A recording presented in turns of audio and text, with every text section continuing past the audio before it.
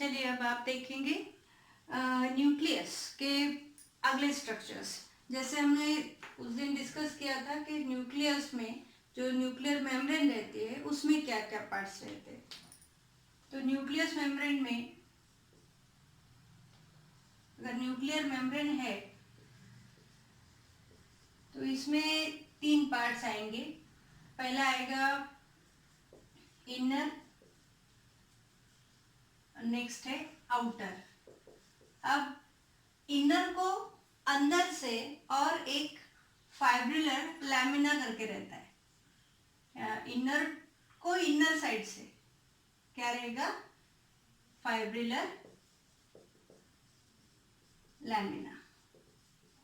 अब ये कैसे है स्ट्रक्चर्स, ये हम थोड़ा सा डायग्राम से समझ लेते हैं कि ये कैसे कैसे रहेंगे और जो न्यूक्लियर पोर है वो कैसा रहेगा। तो सबसे पहले देखिए, सबसे पहले हम निकालेंगे हमारी न्यूक्लियर मेम्ब्रेन। अब ये जो न्यूक्लियर मेम्ब्रेन है इसमें आउटर साइड को राइबोसोम्स लगे हुए रहते हैं। तो दोनों साइड को हम राइबोसोम्स निकाल लेंगे।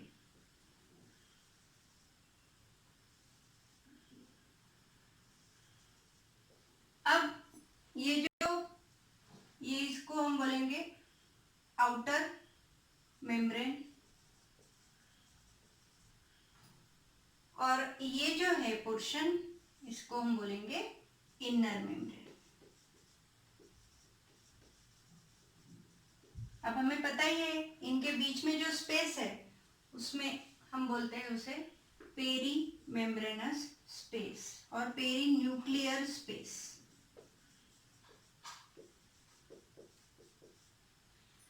अब इसके बाद ये जो है ये है हमारा न्यूक्लियर पोर का स्ट्रक्चर। तो इसमें जो जो चीजें आएंगी वो चीजें है, देखिए सबसे पहले तो ये जो पोर्शन है ये पूरा पोर्शन एक पाइप के जैसे फिटिंग रहती है उसकी, जैसे हमारे पाइप्स रहते हैं उसकी तरह ये पाइप के जैसा रहेगा।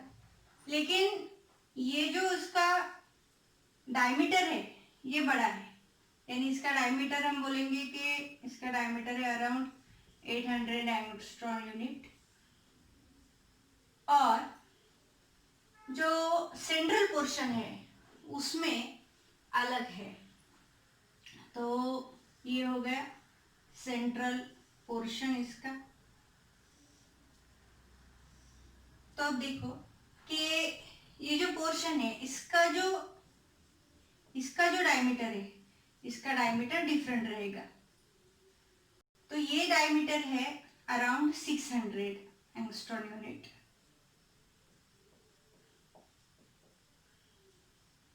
ये यहां तक रहेगा। अब ये बनता किससे है, तो ये जो टोटल स्ट्रक्चर है ये है न्यूक्लियर पोर। इसको जस्ट यहां से अटैच रहेगी न्यूक्लियर लैमिना करके। तो न्यूक्लियर लैमिना जो ये फाइब्रिलर लैमिना बोला है हमने वही है। इसमें प्रोटीन स्ट्रक्चर्स रहेंगे जो कि सपोर्ट करेंगे न्यूक्लियस को पूरी तरह होल्ड करने के लिए। न्यूक्लियर मेम्ब्रेन को वो सपोर्ट करेगा जिससे जो न्यूक्लियस है वो विथस्टैंड रहेगा।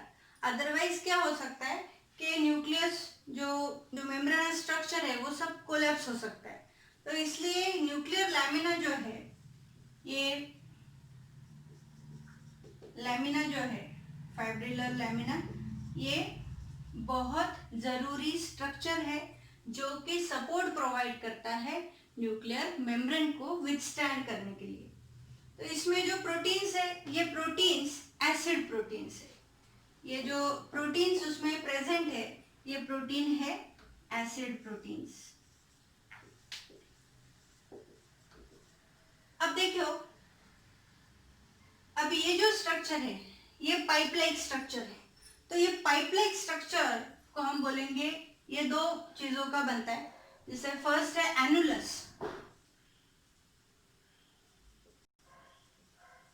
एनुलस, अब एनुलस जो है ये पाइप लाइक स्ट्रक्चर है पूरा, और इसमें जो कंपोनेंट्स प्रेजेंट है वो है न्यूक्लियो,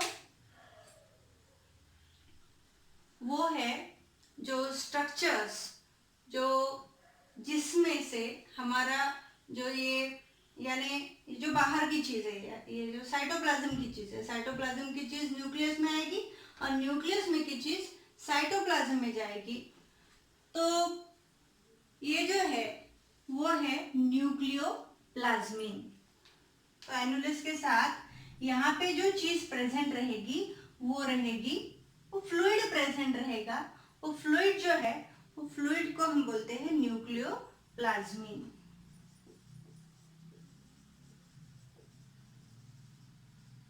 कहाँ पे रहेगा ये यहाँ पे रहेगा, अंदर प्रेजेंट रहेगा। और इस टोटल स्ट्रक्चर को तब हम बोलेंगे पोर कॉम्प्लेक्स। क्या बोलेंगे? Pore complex.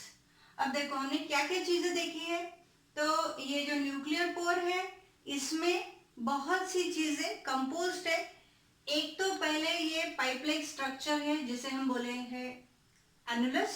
इसमें फाइबर्स प्रेजेंट है। जैसे सपोज हम अगर काउंट करते हैं तो यहाँ से ऐसे फाइबर्स है, यहाँ से ऐसे फाइबर्स है, यहाँ से ऐसे फाइबर्स है, ऐसे फाइबर्स है, और फाइबर्स का स्ट्रक्चर ज्वाइन होके ये चीज बनी है। तो इसका बाहर का जो डायमीटर है वो अलग है और इनर डायमीटर अलग है। जो चीज अंदर जाएगी वो इनर डायमीटर से जाएगी, बाहर ये कवरिंग जैसा है। ठीक है, तो इसका डायमीटर कितना है? ये है 800 एंगस्ट्रॉम यूनिट, और जो सेंट्रल पोर्शन है उसका जो डायमीटर है उसका डायमीटर है 600 एंगस्ट्रॉम यूनिट। अब इसको हमने टोटली बोला है पोर कॉम्प्लेक्स। तो पोर कॉम्प्लेक्स में क्या क्या चीजें आएंगी? तो एनुलस आएगा, और जो उसमें जो हम बोलेंगे कि कुछ स्ट्रक्चर्स प्रेजेंट है तो वो है न्यूक्लियोप्लाज्मिन।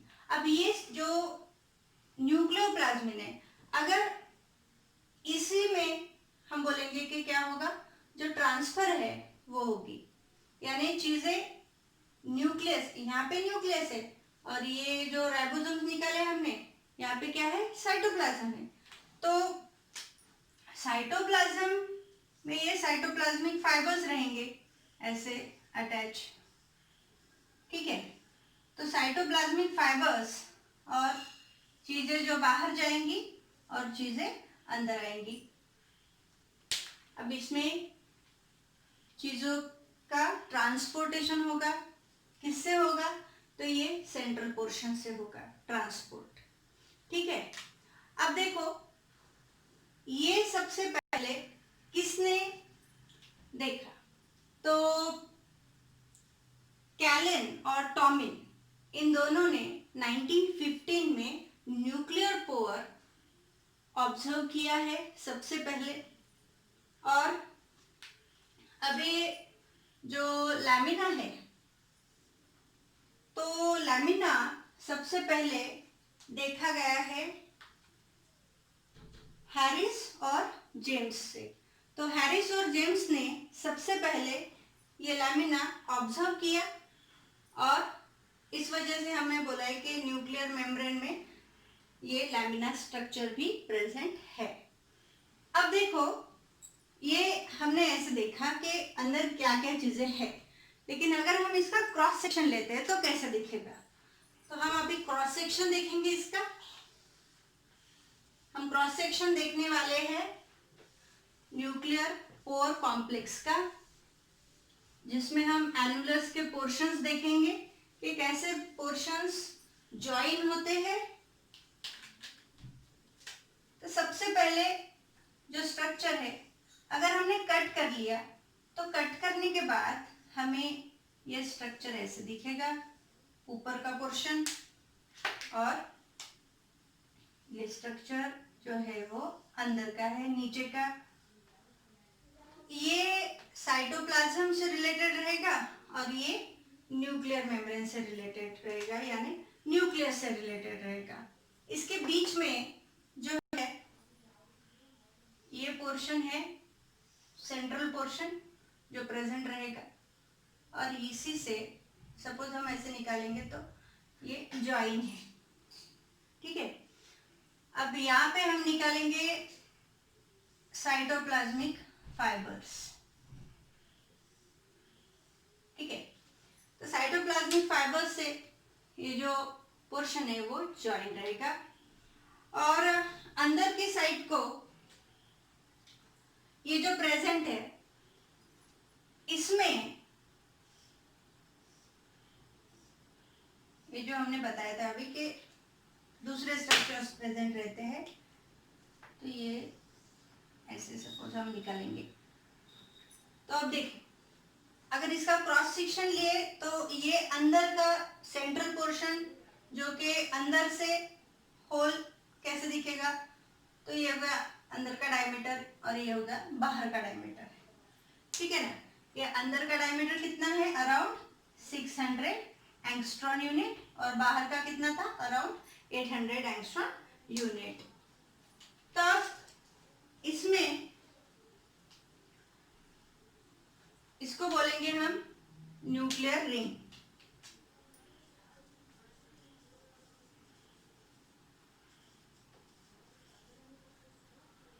और ये है न्यूक्लियर बकेट,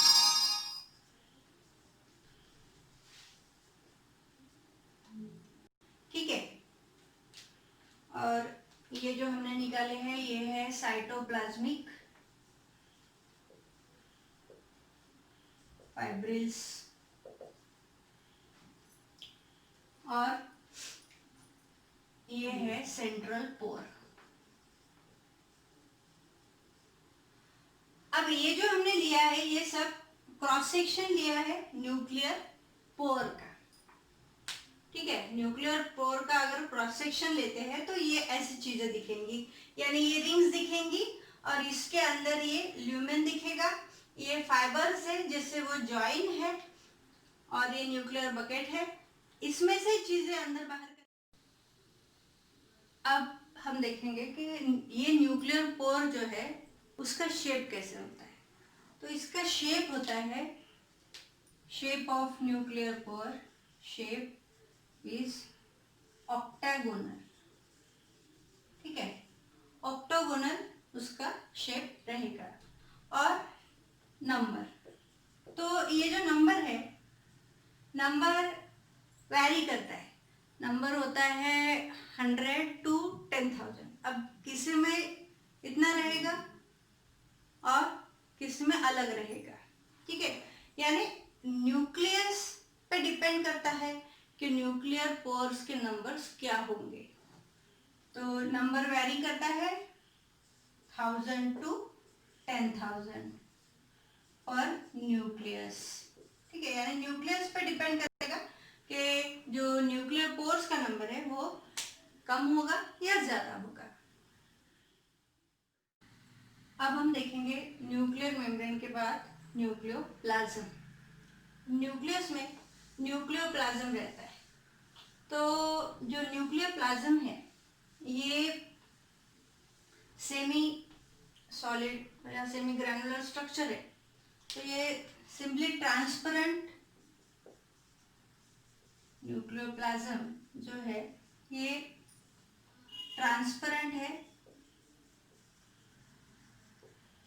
कोलॉइडल सॉल्यूशन।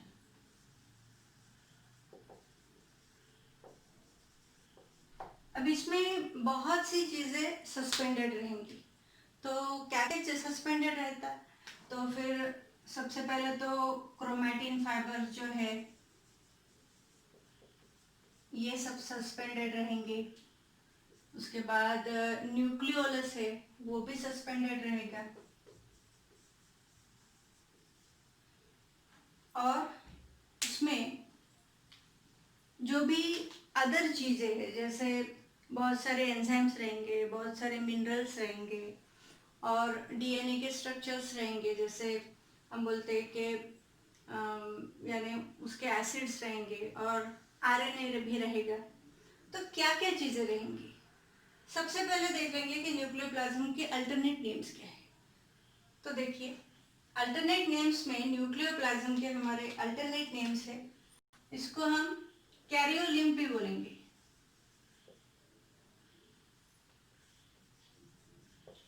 क्योंकि कैरियन बोला है इसलिए उसके अंदर का जो स्ट्रक्चर है उसको हम कैरियोलिम्ब भी बोलेंगे। और दूसरा नाम है न्यूक्लियर सैप। अब ये तीनों नाम आपको याद रखने कि क्या क्या उसके अल्टरनेट नेम्स है। कभी न्यूक्लियर प्लाज्म भी बोलते हैं, कभी कैरियोलिम्ब भी बोलते हैं और कभी न्यूक्लियर सैप भी बोलते हैं। ये स्ट्रक्चर है कैसा? तो ट्रांसपेरेंट कोलोइडल सॉल्यूशन है। इसमें बहुत सारी चीजें हैं, जैसे वेरियस एंजाइम्स है, it is rich in enzymes.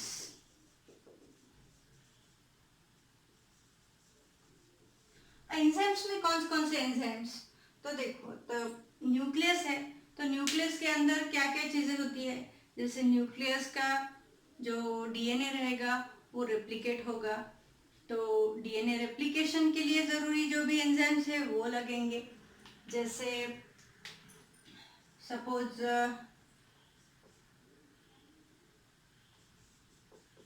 DNA का रेप्लिकेशन करने के लिए एंजाइम रहेगा डीएनए पॉलीमरेज।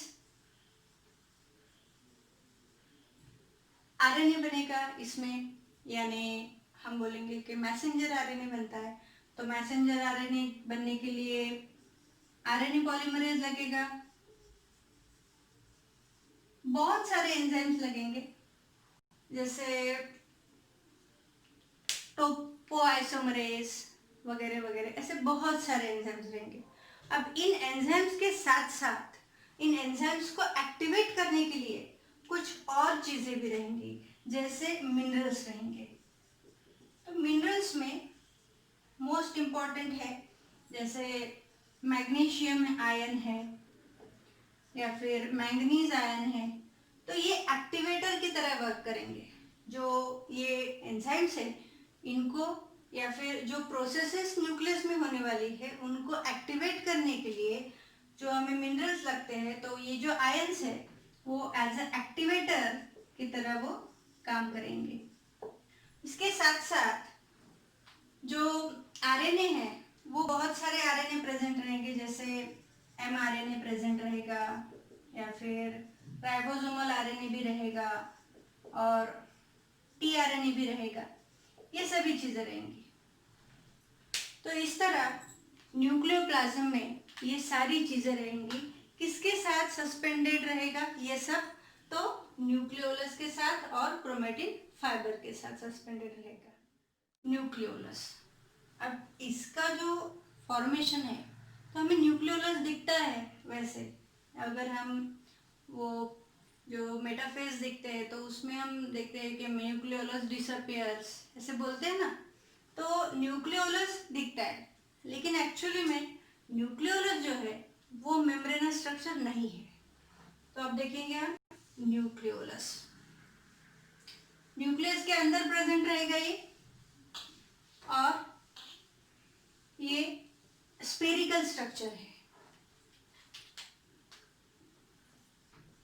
न्यूक्लियोलस। अब ये न्यूक्लियोलस जो है इसको सबसे पहले डिस्कवर किया है फॉन्टाना ने, डिस्कवर्ड बाय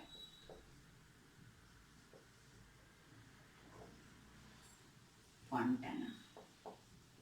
लेकिन जो टर्म है, इसको टर्म जो दी है ये टर्म दी है बोरोमन ने।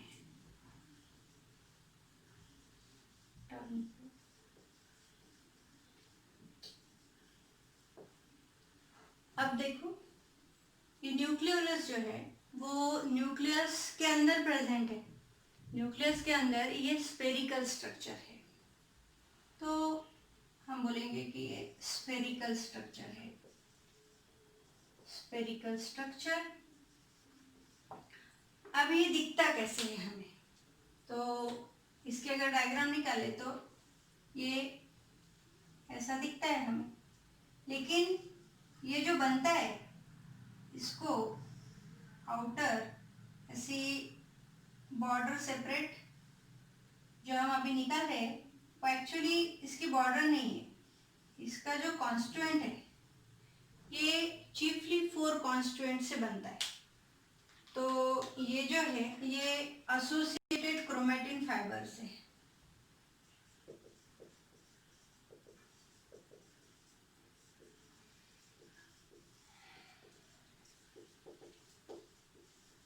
अब इनका स्ट्रक्चर ऐसे बनता है कि हमें ये जो न्यूक्लियोलस है ये स्फेरिकल दिखता है। इसके अंदर क्या होता है, तो इसके अंदर ये मैट्रिक्स रहेगी। अब ये मैट्रिक्स, इस मैट्रिक्स को हम बोलते हैं पार्स एमोर्फा।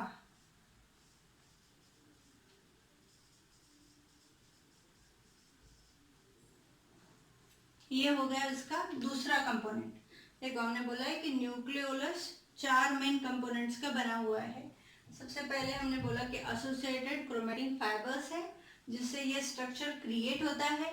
उसके अंदर क्या है, तो पार्स एमोर्फा है। उसके साथ यहाँ पे फाइब्रिल्स भी रहेंगे और ग्रैन्यूल्स भी रहेंगे। तो ग्रैन्यूल्स किसके रहेंगे, तो वो राइबोसोमल आरएनए के ग्रैन्यूल्स रहेंगे। ठीक है, देखिए न्यूक्लियोलस देख रहे हैं हम। न्यूक्लियोलस में जो स्फेरिकल स्ट्रक्चर हमें दिखता है वो एक्चुअली मेम्ब्रेनस स्ट्रक्चर नहीं है, लेकिन जो मेम्ब्रेनस स्ट्रक्चर जो फॉर्म हुआ है वो किसकी वजह से फॉर्म हुआ है, उससे जो एसोसिएटेड क्रोमैटिन फाइबर्स है इसकी वजह से ये स्ट्रक्चर ऐसे फॉर्म हुआ है। तो अब इसमें देखिए इसमें क्या चीज होती है, तो इसमें NOR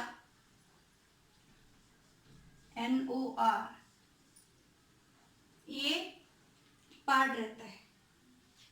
जो न्यूक्लियर ऑर्गेनाइजेशन रीजन रहता है जिसकी वजह से ये बहुत इम्पॉर्टेंट है आरएनए फॉर्मेशन के लिए, उसमें भी राइबोसोमल आरएनए फॉर्मेशन के लिए।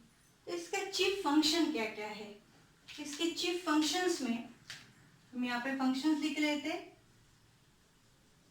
फंक्शंस क्या क्या है, तो फंक्शंस में पहला तो फंक्शन आएगा, it is important for synthesis of rRNA. ये क्या करता है, आरआरएनए का सिंथेसिस करता है, सिंथेसिस ऑफ आरआरएनए।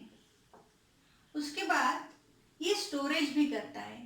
तो स्टोरेज भी किसका करता है, स्टोरेज ऑफ आरआरएनए, आरआरएनए का ही स्टोरेज करता है। इसी के साथ उसके दूसरे फंक्शंस भी हैं, जैसे जब सेल डिवाइड होने वाली होती है, माइटोसिस होता है, तो माइटोसिस में ये जो फाइबर्स फॉर्म होते हैं वो फाइबर्स फॉर्म होने के लिए भी ये रिस्पॉन्सिबल है। ठीक है, तो ये हो गए उसके फंक्शंस। ठीक है ना। अब देखो इसके नंबर्स कितने प्रेजेंट रहते हैं। कुछ सेल्स में ये एब्सेंट भी रहेगा जहाँ पे इसकी ज़रूरत नहीं है, जैसे स्पर्म सेल्स है। कुछ सेल्स में ये सिंगल ही प्रेजेंट रहेगा, बहुत सारी सेल्स में ये सिंगल ही प्रेजेंट रहता है। इसके नंबर वैरी करते हैं, 1 to 4 ऐसे नंबर वैरी करते हैं। जिसमें बहुत ज़्यादा ज़रूरत है तो वो सिंथेसिस के लिए उसको बहुत ज़्यादा लगेंगे वो। लेकिन अभी हम नंबर वाइज ले लेते हैं कि नंबर्स कैसे रहेंगे। तो मोस्ट ऑफ द सेल्स में ये सिंगल ही रहेगा, और जो लीवर सेल्स है उसमें और कुछ लिम्फोसाइट्स में इसका नंबर 2 रहेगा।